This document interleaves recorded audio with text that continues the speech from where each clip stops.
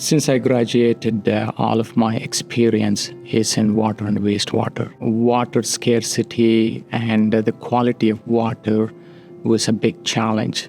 And seeing that from the childhood, so we had to go certain mile to get the water, to drinking water. And it intrigued me, so how complex it is to get the water and then distribute to the whole village and then to the city.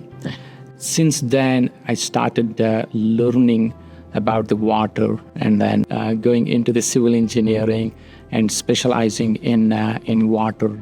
How do you look at from the source, the quality of the water that it's going into the consumption, and once it's consumed at the treatment plant, looking at the operational optimization, and then back into the source again.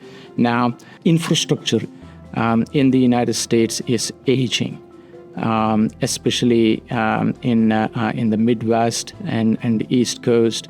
So all of those things, now with the technology has advanced, using the technology, now we can detect and then we can manage all of end-to-end water value chain effectively. I have provided services to various clients around the world.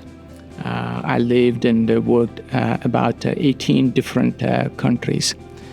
What I had seen in different countries where the services are provided, Hazen puts client at first, and then being their trusted advisor is the number one priority for Hazen.